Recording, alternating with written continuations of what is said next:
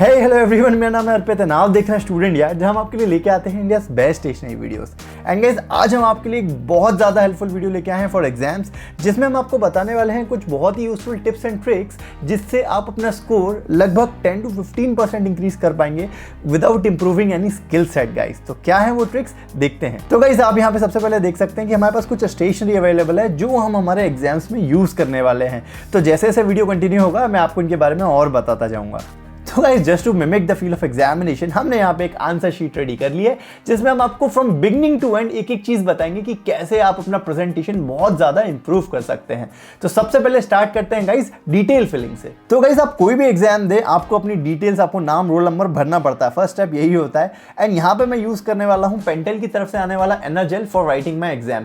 Guys, हमने एक dedicated video बनाया था जिसमें हमने जेल और रोलर बॉल भी आपको रिकमेंड करे हैं एग्जाम के लिए, एंड बॉल पेन का अलग से वीडियो बनाया था जिसमें हमने सारे best ball pen for exam recommend कर रखे हैं। बट अगर आप मेरा पर्सनल ओपिनियन लें तो मुझे personally gel and roller ball ज्यादा पसंद आते हैं, क्योंकि वो थोड़ा सा लिखने में कंफर्टेबल होते हैं एंड लॉन्ग आवर्स तक लिखने में हैंड में फटीग नहीं होता। बॉल पेन थोड़े से हार्ड चलते हैं गाइस, है ना। तो आप उन वीडियोस को चेकआउट कर सकते हैं। तो यहाँ पे गाइस मैं स्टार्ट करता हूँ मेरी डिटेल्स फिल करके। तो यहाँ पे बेसिकली मेरा नाम है। आप ध्यान रखिए गाइस, जब भी आप इनको फिल कर रहे हो ना, बहुत ज्यादा अटेंशन दे। काफी बार हम इस काम को बहुत लाइटली लेते हैं। यहाँ पे अगर मिस्टेक हुई तो गाइस आपको दूसरी आंसर शीट कई बार नहीं मिलती है। तो मेक श्योर आप यहाँ पे सारी डिटेल्स बहुत अच्छे से भरें। तो गाइस, मेरी डिटेल्स यहाँ पे फिल हो चुकी हैं। जो मैक्सिमम आंसर शीट मिलती हैं वो आपको इसी टाइप से मिलती हैं जिन पे मार्जिन नहीं होता। तो गाइस, अब जो मेन काम हम करने वाले हैं, सबसे पहले वो करेंगे हम मार्जिन ड्रॉ करने का। अब गाइस, मार्जिन ड्रॉ करने के लिए मैं रिकमेंड करूंगा आप एक 30 सेंटीमीटर की स्केल यूज करें। इससे फायदा ये होता है कि फॉर एग्जाम्पल जब भी आप ऐसे मार्जिन बनाएंगे तो आपकी बेसिकली लाइन टूटेगी नहीं। 30 सेंटीमीटर में क्या होता है, आप बनाते हैं देन लाइन टूट जाती है, देन फिर से आप बनाते हैं। तो बेटर है 30 सेंटीमीटर स्केल की आप यूज करें यहाँ पे। एंड गाइस, यहाँ पे आप देख सकते हैं कि मैंने सिर्फ और सिर्फ पेंसिल का यूज करा है। तो इस एग्जाम में गाइस हम सिर्फ blue ink and pencil use करने वाले हैं। आप ब्लैक जेल भी यूज कर सकते हैं, बट मैं रिकमेंड करूंगा sticking with a blue pen and a pencil. तो गाइस, मैंने यहाँ पे मार्जिन ड्रॉ कर लिए हैं। आप देख सकते हैं सारी शीट्स पे आपको ऐसे मार्जिन ड्रॉ कर लेने हैं और बहुत ही light and clean margin draw करने हैं गाइस यहाँ पे आपको। एंड गाइस, अब नेक्स्ट स्टेप में हम देखने वाले हैं कि आपको अपने आंसर्स कैसे प्रेजेंट करने हैं जिससे आपकी कॉपी बहुत अट्रैक्टिव लगे। तो गाइस, मेनली जो क्वेश्चंस आते हैं वो 3 टाइप के आते हैं। सबसे पहले होते हैं ऑब्जेक्टिव क्वेश्चंस, जिसमें आपको सिर्फ 1 वर्ड आंसर देना होता है। दूसरे होते हैं फॉर एग्जांपल सब्जेक्टिव क्वेश्चन, जिनकी बेसिकली मार्क रेंज होती है फ्रॉम 2 to 6 मार्क्स, जिसमें आपको थोड़ा डिटेल लिखना पड़ता है, डायग्राम्स वगैरह भी बनाना पड़ते हैं। एंड थर्ड टाइप के क्वेश्चन जो होते हैं वो होते हैं डिफरेंशिएट करने वाले क्वेश्चन, जिसमें आपको बेसिकली टेबल बनानी पड़ती है। तो इन 3 टाइप में मैक्सिमम क्वेश्चन कवर हो जाते हैं। तो मैं एक एक करके तीनों को लिखने का प्रॉपर तरीका आपको बताता हूँ।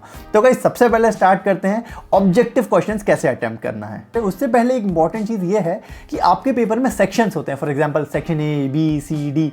तो आपको क्या करना है, जो स्टार्टिंग के 5 मिनट्स मिलते हैं पेपर देखने के लिए, जिसको हम वेस्ट कर देते हैं, उसको वेस्ट नहीं करना है।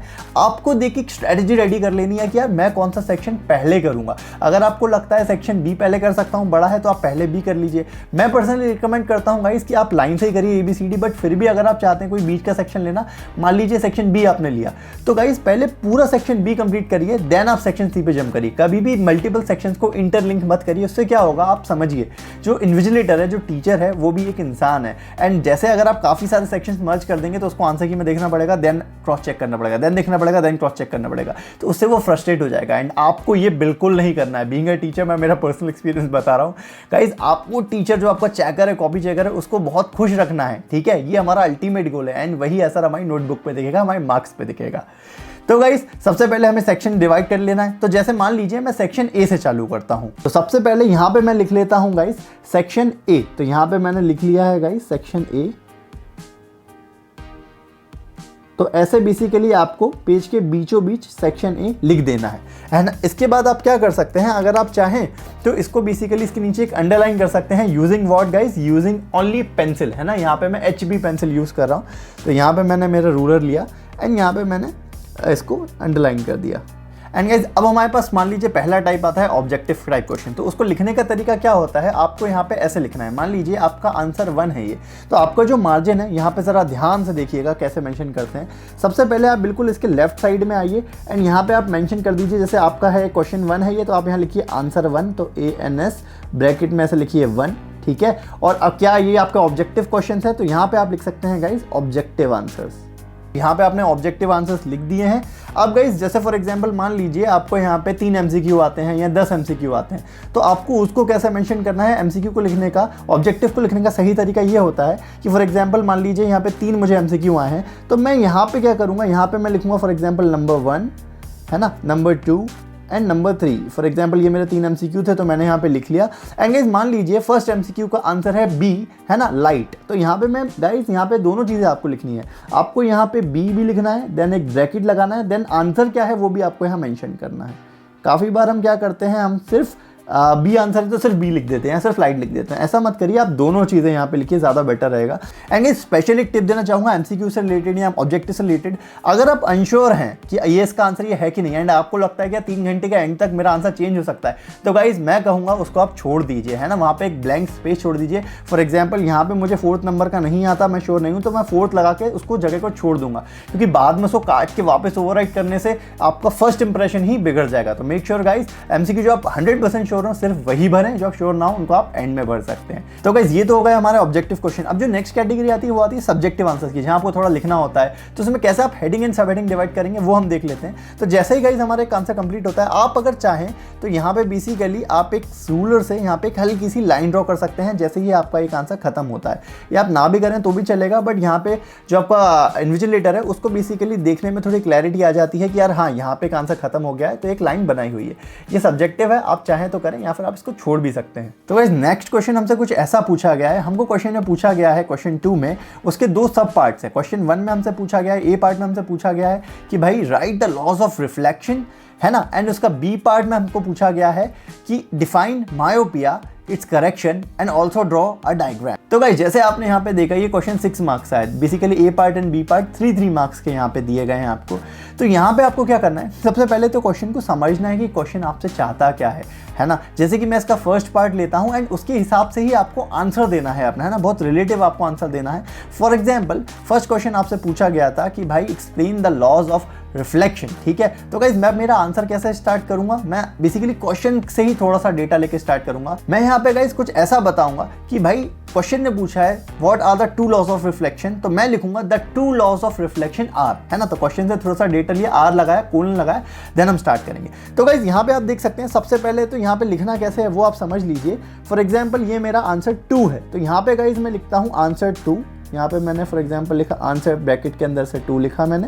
देन गाइस इसका भी ये कौन सा पार्ट है, इसका ए पार्ट है, तो यहाँ पे आपको ऐसा लिखना है इसका ए एंड यहाँ पे डॉट लगा देना है। तो टीचर समझ जाएगा कि भैया आप ए पार्ट का आंसर दे रहे हैं, ठीक है। तो यहाँ पे फिर मैं लिखूंगा गाइस जैसे ये आंसर था द 2 लॉज ऑफ रिफ्लेक्शन, तो यहाँ पे बिल्कुल लिखूंगा the laws of reflection are as follows. अब जैसे गाइज हम जानते हैं कि बेसिकली 2 लॉज ऑफ रिफ्लेक्शन है, तो आपको यहाँ पे क्या करना है, जैसे आपने यहाँ पे ये लिख लिया, इसके बाद जो आप फर्स्ट पॉइंट लिखेंगे ना, तो आपको यहाँ मार्जिन के राइट साइड में यहाँ पे फर्स्ट पॉइंट ऐसा डालना है एंड आपको यहाँ पे कैसा ब्रैकेट लगा देना है, ठीक है।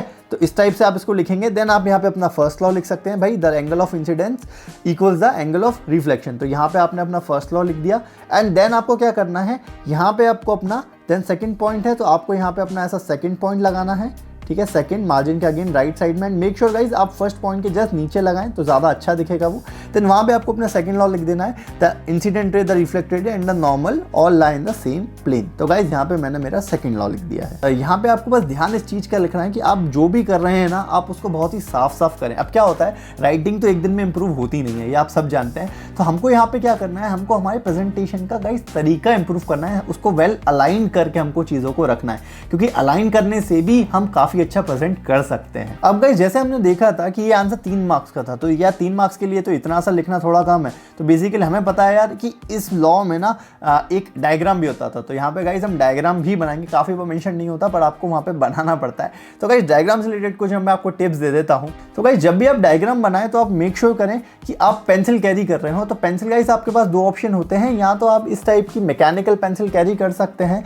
यहाँ पे फॉर एग्जाम्पल हमारे पास है यूनिबॉल की शालाकू, ठीक है, काफ़ी काफ़ी अच्छी मैकेनिकल पेंसिल है तो आपको शार्प नहीं करना पड़ेगा। और अगर आप एक नॉर्मल पेंसिल यूज़ करते हैं तो गाइज मैं रिकमेंड करूँगा आपको कि आप इस टाइप की 2 नॉर्मल पेंसिल्स लेके जाएँ, है ना, एंड उनको प्री शार्प करके ले जाएँ, घर से ही शार्प करके ले जाएँ। एंड अगर आप शार्पनर लेके भी जाते हैं तो मैं रिकमेंड करूँगा गाइज आपको इस टाइप के शार्पनर लेके जाना, जी बेसिकली जिनमें आपका जो डस्ट हो वो अंदर ही स्टोर हो जाए। इससे फ़ायदा क्या होता है, काफ़ी अगर ओपन शार्पनर हम यूज़ करते हैं एंड उसका कचरा जो होता है वो गिरता है हमारी नोटबुक पे, जो हमारे ग्रेफाइट की पीसेस होता है ना, हम हटाते हैं तो वो स्मच कर देते हैं। तो मेक श्योर गाइस आप ऐसे बंद शार्पनर बेसिकली एग्जाम हॉल में लेके जाएं। अब डायग्राम में क्या होता है कि मुझे पता है आप में से काफ़ी सारे लोगों की ड्राइंग इतनी अच्छी नहीं होगी, मेरी भी नहीं थी स्कूल में, तो एक दिन में तो आप पिकासो बन नहीं जाएंगे। तो आप क्या कर सकते हैं गाइस कि आप बहुत ही मिनिमलिस्ट डायग्राम बनाएं, है ना, ज़्यादा कुछ उसमें कलाकारी ना करें, आप एकदम सिंपल डायग्राम बनाएं और उसको लेबल बहुत अच्छे तरीके से करें। क्योंकि अगर आपको ड्राइंग अच्छी नहीं आती तो आप जितना सिंपल रखेंगे ना, चीज़ों को कॉम्प्लिकेट नहीं करेंगे, उतना वो एलिगेंट लगेगा। तो गाइस यहाँ पे जैसे आप देख सकते हैं मैं एक रूलर का इस्तेमाल कर रहा हूँ। मेक श्योर गाइस अगर आप पेपर में एक लाइन भी खींचते हैं ना तो बिना रूलर के प्लीज़ आप कोई लाइन मत खींचिए, रूलर से ही आपको सारी लाइन खींचनी है। तो गाइस यहाँ पे मैंने रूलर से बेसिकली एक लाइन बना लिया है, यहाँ पे मैंने मेरा डायग्राम बना लिया है। एंड गाइस मैं डायग्राम में आपको एक टिप देना चाहूँगा कि आप पहले देख लेंगे लाइन कहाँ से आ रही है, कहाँ जा रही है, एंड आप कंफर्म हो उसके बाद ही लाइन ड्रॉ करें, क्योंकि बाद में इरेज करने से वो काफ़ी इंप्रेशन खराब हो जाता है। तो इसलिए पहले मेक श्योर करें आपका रूलर सही प्लेस है कि नहीं है। तो गाइस यहाँ पे मैंने मेरा डायग्राम बना लिया है। अब आपको यहाँ पे क्या करना है, फॉर एग्जांपल जैसे रे डायग्राम है तो मेक श्योर करें कि आप यहाँ पे इसकी डायरेक्शन जरूर बनाएं। ये बहुत ही छोटी छोटी सी चीज़ें हैं बट ये बहुत ही वाइटल रोल प्ले करती हैं। ठीक है, ठीक है। अब लेबलिंग करने का सही तरीका क्या है वो आप देख लीजिए। फॉर एग्जांपल जैसे मेरे पास ये है इंसिडेंट रे, तो यहाँ पे गाइस मैं एक ऐसा एरो बनाऊंगा इसके पास, एंड एरो बना के मैं यहाँ पे ऐसे लेके आऊँगा, यहाँ लिख दूंगा मैं इंसिडेंट रे। अब यहाँ पे पेंसिल का ही सिंपल यूज़ कीजिए। देन गाइस मुझे पता है यहाँ पे ये है एंगल आई, तो यहाँ पे मैं लिख दूंगा मेरे पास ये जो भी है एंगल, तो यहाँ पे लिखा है angle of incidence. For example ये है एंगल ऑफ रिफ्रैक्शन, तो एंगल ऑफ रिफ्लेक्शन, तो यहाँ पे मैं लिखूंगा एंगल आर, है ना। देन गाइज मुझे पता है ये कौन सी रे है, ये रिफ्रैक्टेड रे, ये रिफ्लेक्टेड रे है, तो गाइज यहाँ पे मैं लिख दूंगा रिफ्लेक्टेड रे। तो यहाँ पे मैं ऐसा गया एंड यहाँ पे मैंने लिख दिया रिफ्लेक्टेड रे। देन गाइज आप चाहें तो एंगल आई और एंगल आर जो है उनको भी आप साइड में डिफाइन कर सकते हैं कि भाई एंगल आई हमारा है angle of incidence, angle of incidence, and जो हमारा एंगल आर है वो है हमारा angle of reflection. And last cheese guys जो डायग्राम में आप गलती करते हैं वो ये होता है कि आप मेंशन नहीं करते। तो यहाँ पे आप मेंशन कर दीजिए किस चीज़ का डायग्राम है। तो यहाँ पे जैसे बुक्स में मेंशन होता है तो यहाँ मैं लिख देता हूँ reflection on a polished surface. तो गाइस ये हो गया हमारा फॉर एग्जांपल इसका ए पार्ट। तो बी पार्ट में हमसे पूछा गया था मायोपिया क्या है। तो आपको गाइस सिंपल क्या करना होता है, यहाँ पे आपको यहाँ पे अपना फॉर एग्जांपल मायोपिया जो भी हेडिंग है आप उसको यहाँ पे लिख दीजिए, है ना। तो जैसे ही मैंने यहाँ पे एक ऐसी हेडिंग डाली देन आप यहाँ पे 2 कोलन लगा सकते हैं। आप एक चीज़ और कर सकते हैं, इस हेडिंग को आप चाहें तो आप पेंसिल एंड रूलर की मदद से अंडरलाइन भी यहाँ पे कर सकते हैं, तो है ना। एंड उसके बाद आपको क्या करना है, आपको यहाँ पे डेफिनेशन लिख देनी है। तो फॉर एग्जांपल जैसे मैंने यहाँ पे आपको डेफिनेशन लिख के बता दी है, जो भी आपको पूछा गया है उसकी आप डेफिनेशन लिख दीजिए। देन गाइस इसमें क्या होता है, फिर आपको फॉर एग्जांपल इसमें थोड़े पॉइंट और ऐड करने हैं। जैसे फिर आपको बोला गया कि आप हमको ये भी बताइए कि इसको आप करेक्ट कैसे कर सकते हैं ना, आपको डायग्राम भी क्या इसमें बना के बताना है। तो गाइज देन आपको यहाँ पे क्या हेडिंग डालनी है, देन आपको यहाँ पे लिखना है करेक्शन। अब गाइज यहाँ पे आपका इसका जो भी करेक्शन का तरीका है, जैसे it can be corrected by the use of concave lenses, तो यहाँ पे मैंने इसका करेक्शन लिख दिया है गाइज। देन अगेन इसका डायग्राम था, तो यहाँ पे गाइज मैं लिख सकता हूँ, आप चाहें तो यहाँ पे चाहें तो फिगर मेंशन कर सकते हैं या आप डायरेक्ट डायग्राम बना सकते हैं। तो गाइज अगेन इसका डायग्राम से थोड़ा सा यहाँ पे कॉम्प्लेक्स था, तो आप यहाँ देख सकते हैं कि मैंने यहाँ पे बहुत ही सिंपल तरीके से, है ना, बहुत ही सिंपल तरीके से डायग्राम बना दिया है। एंड गाइज कभी फॉर एग्जाम्पल आपको लग रहा हो कि डायग्राम टफ है, आप अनश्योर हैं, तो गाइज बहुत ही पहले लाइट लाइन्स बनाएं जिससे आप उनको इरेज करना चाहें तो ईजिली इरेज हो जाए। एकदम गड़ा के पेंसिल को ना चलाएं, बहुत लाइटली आप उसको बना लें, लगने के बाद लगे कि हाँ फाइनल हो गया है, देन आप क्या कर सकते हैं, उनको इस टाइप से हार्ड लाइन उस पर बना के बेसिकली डार्क लाइन बना के उसको फाइनलाइज कर सकते हैं। अगेन गाइज यहाँ पे भी आपको लेबल कर देना है, जो भी आप फॉर एग्जांपल यहाँ देख सकते हैं ये पार्ट थे, एंड नीचे आपको लिख देना है कि भाई ये किस चीज़ का फिगर था। तो यहाँ पे मैंने मेंशन कर दिया है कि भाई ये नॉर्मल आई थी, देन यहाँ पे करेक्टेड मेरी ये आई है, तो ये वहाँ पे मैंने मेंशन कर दिया है। अब बढ़ते हैं गाइज हमारे थर्ड टाइप के क्वेश्चंस की तरफ, जो कि होते हैं कंपैरिजन वाले क्वेश्चन, जिसमें हमको पूछा जाता है कि भाई डिफरेंसेस बता दीजिए इसमें क्या है। फॉर एग्जांपल हमसे हमारा थर्ड क्वेश्चन पूछा गया, write down the differences between autotrophs and heterotrophs. तो गाइस हमको पता है क्या डिफरेंसेस है। तो यहाँ पे हम क्या करेंगे, आप यहाँ देख सकते हैं, मैंने यहाँ पे इसी लेवल में बेसिकली मैंने लिखा हमारा, यहाँ पे लाइन खींच दी पहले तो मैंने, देन मैंने यहाँ पे लिखा आंसर 3, है ना। अब आंसर 3 का फॉर एग्जाम्पल यहाँ पे कोई पार्ट नहीं है, तो बस यहाँ पे आंसर 3 लिख के मैं डायरेक्ट इसको लिखना चालू कर सकता हूँ, है ना। अब यहाँ पे सबसे पहले आपको क्या करना है, इस टाइप की आपको एक टेबल बना लेनी है। अब जैसे ही आप ये टेबल बनाएंगे, इसमें चीज़ ध्यान रखिए, हम काफ़ी बच्चों को मैंने देखा है वो टेबल पेन से बनाते हैं, आप इसमें पेंसिल ही यूज़ करेंगे एंड रूलर से बनाएंगे, फ्री हैंड ड्राइंग नहीं चाहिए। उसको बनाने के बाद गाइज आपको इसका नीचे का सेक्शन बंद नहीं करना है, ध्यान रखिए, क्यों मैं बताता हूँ। देन गाइज यहाँ पे आप लिख सकते हैं ऑटोट्रॉप्स, हेट्रोट्रॉप्स। देन गाइज आपके जो भी पॉइंट्स हैं उनको आप यहाँ पे लिख दीजिए, 3-4 पॉइंट्स, है ना, रेलेवेंट पॉइंट लिखिएगा, है ना। उसके बाद लास्ट में एग्जाम्पल देने की कोशिश जरूर कीजिए, तो यहाँ पे मैंने मेरे एग्जाम्पल्स लिख दिए हैं। अब एंड में मैंने इसको बंद इसलिए नहीं करा था क्योंकि अगर पहले ही बंद कर देते एंड पॉइंट ज़्यादा हो जाते तो हमको इरेज करना पड़ता, एंड अगर पॉइंट्स कम हो जाते एंड स्पेस छूट जाती तो वो अजीब लगता। तो गाइज यहाँ पे आपको जैसे आप आंसर कंप्लीट कर लें उसके बाद लाइन ड्रॉ करके इसको बंद कर देना है। तो गाइज ये तो मैंने आपको बता दी सारे टिप्स। अब आपको क्या करना है, अगर आपको ये वीडियो पसंद आया और लग रहा हो हमने काफ़ी रिसर्च करी है, तो गाइज आपको इस वीडियो को अपने फ्रेंड्स के साथ जरूर शेयर करना है, जिससे वो भी अपने एग्जाम में एक्स्ट्रा मार्क्स स्कोर कर सके। ये टिप्स एंड ट्रिक्स गाइज सबको पता चलना चाहिए बैक एंड में होता क्या है। तो गाइज अब हम आगे बढ़ते हैं, मैं कुछ आपको एक्स्ट्रा नोट पॉइंट्स बताने वाला हूँ जो इंपॉर्टेंट है काफ़ी। तो गाइज वो कुछ ऐसे हैं। सबसे पहले तो गाइस कोशिश करें कि आप अपने पेन की इंक कभी भी चेंज ना करें। तो गाइस जैसे आप एक पेन यूज़ कर रहे हैं तो आप मेक श्योर करें कि आप उसी की एक्स्ट्रा रिफिल साथ में रखें, जिससे वो कभी खत्म हो जाए तो आपको बेसिकली इंक चेंज ना करना पड़े, आपको पेन चेंज ना करना पड़े। वो देखने में बहुत ही अजीब लगता है, क्योंकि अच्छा नहीं लगता देखने में। सेकंड पॉइंट इज गाइस, आप हमेशा अपने साथ एक कंपास कैरी करें। उससे क्या फ़ायदा होगा कि काफ़ी बार हमारे पास जो हमारी शीट्स होती हैं उसमें बेसिकली होल नहीं दिया होता है ना, थ्रेड बांधने के लिए। तो आप वहाँ पर क्या कर सकते हैं कि रेजर नीचे रख सकते हैं, ऊपर शीट रख सकते हैं, एंड वहां पे आप उस कंपास को उसमें गड़ा के होल्ड कर सकते हैं। नीचे आप इरेजर रखेंगे तो आपके हाथ में भी वो नहीं गड़ेगा, है ना। दूसरी चीज मैं जो सजेस्ट कर सकता हूं वो है ये है कि आप एक ऐसा, फॉर एग्जांपल यहाँ पे हमारे पास कैंगरू की तरफ से आने वाला DP22 होल मेकर है, तो इससे आप क्या कर सकते हैं, इसको भी आप शीट में लगा के होल पंच कर सकते हैं। ये जनरली बोर्ड एग्जाम्स में तो अलाउ नहीं होता, बट फॉर एग्जाम्पल अगर आपकी स्कूल की एग्जाम है 7, 8, 9 क्लास में, तो आप इसको वहां पे यूज डेफिनेटली आई गेस कर पाएंगे। थर्ड थिंग इज, कभी भी अपनी वाटर बॉटल को अपने टेबल पे ना रखें जहां पे आप लिख रहे हो, क्योंकि कई बार पानी फैल सकता है। एंड जब भी आप फॉर एग्जांपल पानी पिए तो आप यूज करें हमेशा छोटे मुंह वाली बॉटल, क्योंकि क्या होता है कई बार काफी बॉटल बड़े होते हैं, उनसे हम पानी पीते हैं, पानी ढुल जाता है। कभी किसी फ्रेंड से मांगे बॉटल बड़ी हो तो मेक श्योर करें आराम से उसे पानी पिए। मेरे साथ एक काफी बार हुआ है, पानी स्पिल हो गया था, ठीक है, तो उसके लिए हमने वाटर प्रूफ पेन तो यूज करा ही था, है ना guys. And next point is, अगर आपकी कुछ गलती हो जाती है ना, तो गाइज उसको ऐसे काटने के बजाय चक चक चक करने की बजाय आप एक सिंपल कट लगाइए, वो बहुत ही एलिगेंट लगेगा, टीचर को भी समझ में आ जाएगा भाई गलती हो गई है।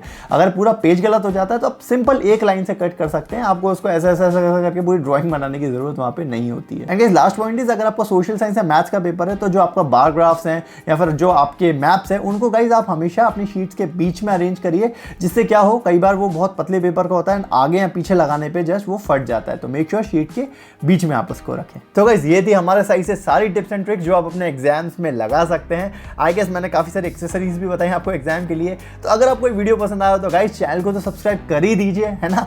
ऐसा काफी अच्छा कंटेंट हम आपके लिए और लेके आने वाले हैं। और अगर आपको कोई ट्रिक्स पता हो या अगर आप चाहते हैं कुछ शेयर करना, तो गाइस कमेंट सेक्शन में बताइए, कुछ और एक्स्ट्रा टॉपिक्स अगर आप शेयर करें, कुछ हेल्पफुल टिप्स जिससे सारी कम्युनिटी को हेल्प हो सके। मैं सारे कमेंट्स पढ़ता हूं एंड गाइस सबको रिप्लाई भी देता हूं। तो गाइस आज के लिए इतना ही, मैं मिलने वाला हूं गाइस ऐसे ही फैंटास्टिक वीडियो के साथ आपको अगली वीडियो में।